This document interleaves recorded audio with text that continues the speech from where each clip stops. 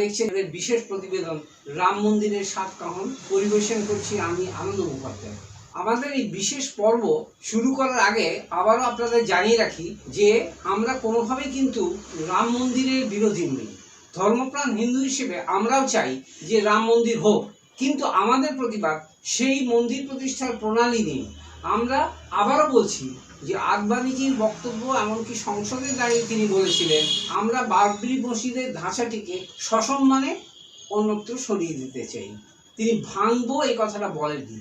তিনি পরিষ্কারভাবে সংসদে দাঁড়িয়ে বলেছিলেন যে we have decided to respectfully shift the Babri মসজিদ টু অ্যানাদার প্লেস। কিন্তু সেদিন তিনি দাঁড়িয়ে সংসদে বলেছিলেন যেভাবে বাবরি মসজিদকে ধ্বংস করে দেওয়া হলো, যেভাবে তার উপর আঘাত হানা হলো এই সৌধের ওপর, এটা আমরা কোনোদিনই চাইনি। তাহলে কি বলতে হবে একদম শীর্ষ নেতৃত্বকে বিজেপির খানিকটা লুকিয়ে গোপনে আরএসএস এবং সংঘ পরিবার এই কাণ্ডটি ঘটিয়েছিল? আমরা যত প্রতিবেদন এগোবে ততই আমরা বুঝতে পারবো যে আসলে কি হয়েছিল। আমরা আজকে আপনাদের কোবরা পোস্টে যে প্রতিবেদনটি দেখাবো সেটা দেখলে আপনারা বুঝতে পারবেন যে বিজেপির যে উচ্চ নেতৃত্ব ছিল, যেমন লালকৃষ্ণ আদবানিজি ছিলেন রাম মনোহর যোশী ছিলেন, অটল বিহারী বাজপেয়ী, এইরকম সমস্ত একদম শীর্ষ স্তরের নেতাদের যা বলা হয়েছিল, যা বোঝানো হয়েছিল তার কোনোটাই কিন্তু মানা হয়নি। কারণ সংঘ পরিবার সেটা কোনোটাই মানেনি। তাদের তলায় তলায় প্ল্যান ছিল অন্যরকম, অন্য পরিকল্পনা তারা করেছিল। এবং সেই সাংঘাতিক পরিকল্পনার কথা আজকে আমরা যখন ভাবি আমাদের ভাবতে শিউরে উঠতে হয়। আর তার ফল কি হলো? তার ফল হলো প্রাণ বলিদান দিয়ে খেসারত দিতে হয়েছিল কিছু নিরীহ ধর্মপ্রাণ ভারতবাসীকে। আমরা আজ দেখাবো ধর্মেন্দ্র সিং গুর্জরের সাক্ষাৎকার। এই সাক্ষাৎকারটি নিয়েছিলেন কোবরা পোস্টের যারা সাংবাদিক ছিলেন, তারা নিয়েছিলেন এই সাক্ষাৎকারটি। এখানে অকপটে ধর্মেন্দ্র সিং গুর্জর কে ছিলেন? উনি ছিলেন সেই সময়কার কনভেনার, আরএসএস এর কনভেনার ছিলেন ধর্মেন্দ্র সিং গুর্জর। তিনি অকপটে স্বীকার করলেন যে হ্যাঁ, আমরা সেই সময় 28 জনের একটি আত্মঘাতী গোষ্ঠী তৈরি করেছিলাম।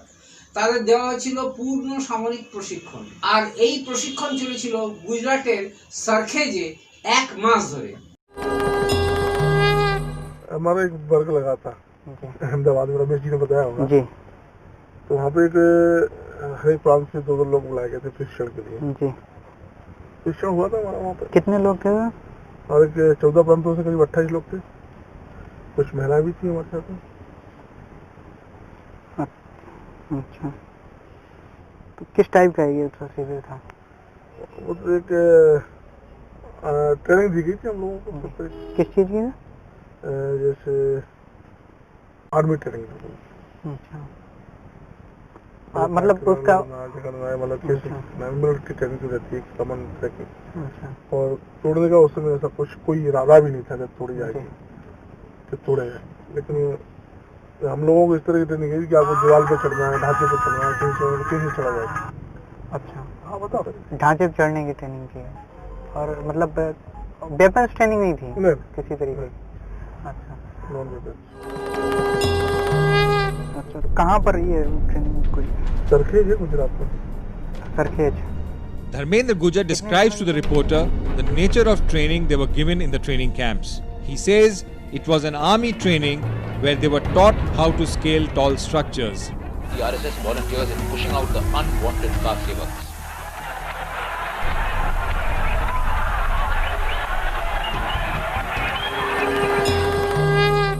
कितने लोग, मतलब 28 लोग थे? कुछ ऐसे नाम बताइए जो मतलब जिनका फेस वैल्यू हो कुछ। हरिहर लाल पारेख राजस्थान से, जो राजस्थान के सैनिक रहे हैं जी। हरिहर लाल जी पारेख। पंजाब से अरुण खन्ना जी थे जी। तमिलनाडु से किनाराजन जी। बिहार से अरुण टाइगर जी। अपने रामपुर से, उत्तर प्रदेश से अपने धनंजय पाठक जी। प्रताप सिंह जी। और अपने तमिलनाडु से हो गया, महाराष्ट्र से वो थे अपने प्रतुलनाथ जी। प्रतुलदास हतवाणे। प्रतुल दास अभी बजरंग की ऐसे करीब काफी लोग थे। हरीश भाई भट्टी में थे। नहीं, कोई और बड़ा नाम? ये लोग तो ट्रेनिंग वाले थे, बताया वहाँ पे सभी लोग ट्रेनिंग में बौद्धिक देने के लिए आते थे हम लोगों को। कौन कौन जैसे सभी आचार्य केदार किशोर जी हैं जी आचार्य धर्मेंद्र जी भी हैं जी। ये लोग मुख्य रूप से हैं। लगाया तो धर्मेंद्र जी भी आते थे। डॉक्टर तोगड़िया जी उस समय गुजरात तोगड़िया जी उस समय प्रदेश के थे उस समय। अच्छा, उस शिविर में आए थे। हाँ, शिविर में हमको बौद्धिक हुआ था ना दोस्तों जी। नयन भाई जी तोगड़िया। अच्छा देवान सिंह जी तोगड़िया। अच्छा, कहाँ पर ये ट्रेनिंग कोई? सरखेज है गुजरात में। सरखेज। कितने दिनों की ट्रेनिंग थी? 1 महीने का। तो वास्तविकता तो यदि कोई भी कार्यकर्ता किसी की सुनने के लिए तैयार रहता, बोले बार बार आने से क्या फायदा, एक ही बार में रास्ता छोड़ो, घर सेवा करो, चलो। According to Dharmendra Gujar, a suicide squad of around 1200 people was set up for the operation of demolishing the Babri Masjid. In his words, स्थिति ऐसी हो गई थी कि हमको 12 पट्टी जो काली काली बांधी गई थी हमारे साथ, तो हर एक प्रांत से जो लोग थे जो उस ट्रेनिंग में, उन लोगों की ये भूमिका थी कि आगे आप लोग रहेंगे, उसके बाद ये लोग रहेंगे। बलिदानी जत्था बनाया जी। हर एक प्रांत, हर एक जिले से 20-20 लोग हमने बलिदानी जत्थे लिए थे। ये प्रांत से करीब 500 लोग हो गए थे जी। और 22 प्रांतों से लगभग 1100-1200 लोग, ये मतलब तैयार थे बलिदान देने के लिए? 11,000 कार्यकर्ता तैयार हुए थे जो आगे चले थे उसमें। अच्छा। और 12-5 के बाद में एक नारा लगाया था उन्होंने, रमेश जी ने, जी। जय Sheshavatar. the mood on December 6th of the ill-fated year was augmented by a massive Hindu sentiment where car sevaks joined in from all over the country. শুনছেন তো পূজ্য কি বললেন?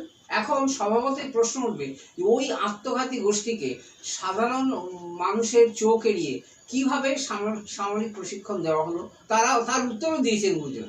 সমস্ত সাংঘাতিক কথা শুনলেন গুর্জর। বললেন সেই শহীদদের আর দল ভুলে গেছে। বললেন ওই 28 জনের দলের পেছনে ছিল আরো 1200 জন আত্মঘাতী গোষ্ঠীর লোক, যারা জেনে শুনে বলিদানের জন্য তৈরি হয়েছিল। আর প্রশিক্ষক ছিলেন হরিহর লাল পারেখ। আমরা তার কথাও শুনবো, কারণ উনিই দিতেন মূল প্রশিক্ষণ। वास्तविकता ये है कि वो जरूर था, उसमें सैकड़ों हिंदू युवा और देश के कई लोग उससे जुड़े उस आंदोलन में, और दिल से दिमाग से कोई मतलब ये कह सकते हैं आप तो कि पूरे तन मन धन से पूरी तरह लोग जुड़े उससे। जो वास्तविकता ये है कि देश के नेताओं ने उनके लोगों को एक जुनून पैदा करके उनका उपयोग किया और जहाज में वास्तव में कोई काम नहीं किया। उस समय के जो युवा उनसे जुड़े, जैसे कोठारीबंदी मारे गए, कोठारीबंदी आज गायब हो गए, उनका कोई निशान नहीं। हमारे यहाँ भोपाल में संजय गुर्जर मारा गया, उसका कोई पुत्तू सिंह बाबा मारे गए, उनकी आज मध्य प्रदेश में क्या कहीं भी उनका ये फूल चढ़ाने के लिए उनका बरसी नहीं मनाई जाती है।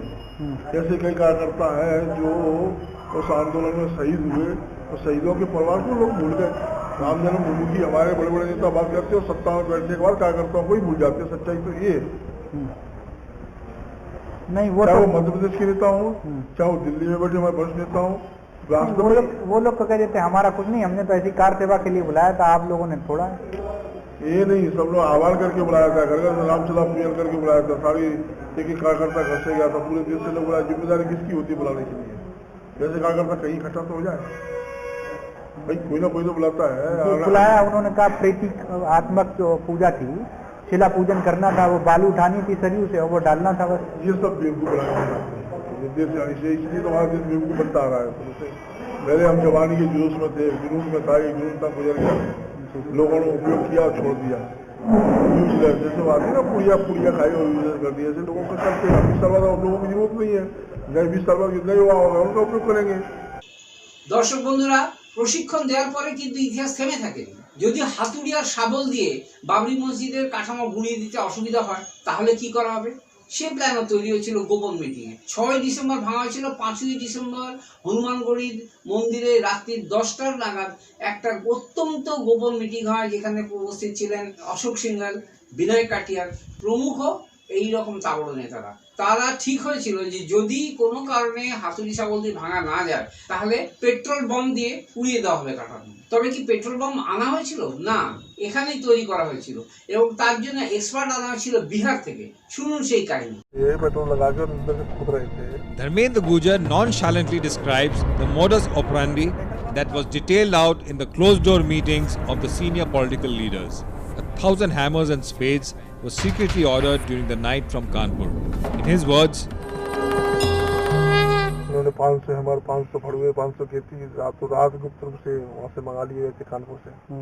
जो रमेश पिताजी वगैरह इनकी काफी घूम कर रही थी। और उन लोगों को सामने जो 5-11,000 लोग जो बलदानी जत्थी बनाए थे उनके साथ उनको तो आगे कर दिया था, भीड़ उनके साथ। these meetings were presided over by likes of Ramji Gupta, Vinay Katiyar, Uma Bharti, Jaybhan Singh and Acharya Dharmendra. In addition to hammers and spades, even petrol bombs were added to the inventory.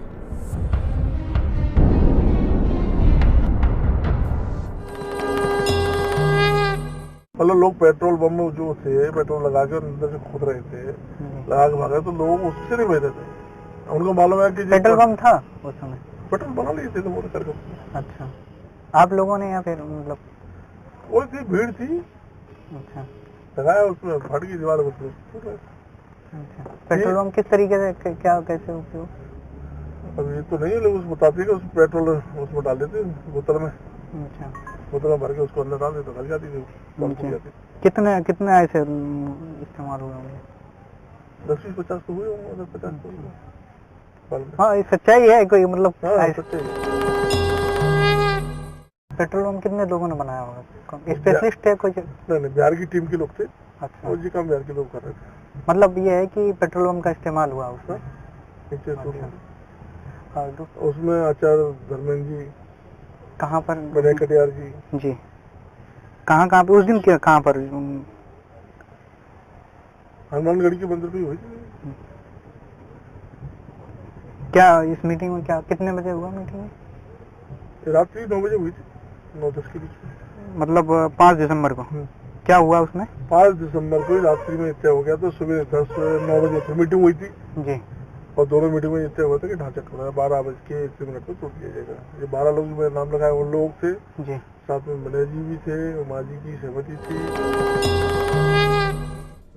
मान लीजिए जैसे पुत्तू बाबा मर गया है, आज तक उसकी कोई बरसी या जन्मदिन मनाया जाते।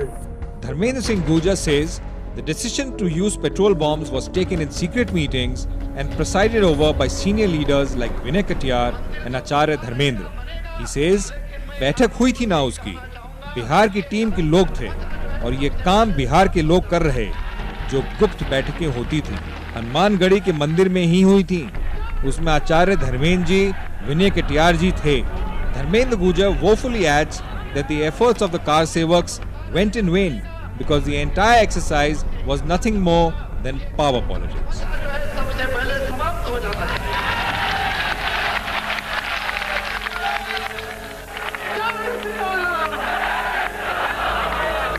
नजरिए में हो और जिन्होंने बहुत बड़ा योगदान दिया हो छूट गए हो। नाम तो वजह इतनी है तो भाजपा तो ये है कि जिन लोगों का वास्तव बलिदान ना उसको भाजपा पूछ रही है ना कोई पूछा, वो लोग पूजा कर बैठे हुए हैं। कौन जैसे एक दो नाम बताइए। अपना मध्य प्रदेश में मान लीजिए जैसे पुत्तू बाबा मर गया है, आज तक उसकी कोई बरसी या जन्मदिन मनाए जाते।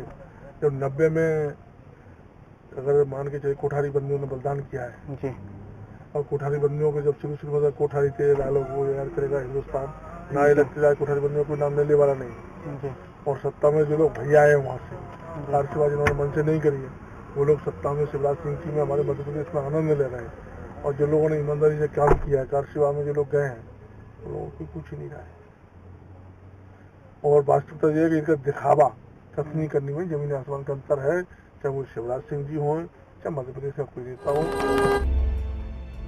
Cobra Post reporter meets Dharmendra Singh Gujar again. Gujar revisits the Ayodhya movement with much disillusionment and tells the reporter that he feels used by the political leaders. This is the then car sevak who is now an angry man.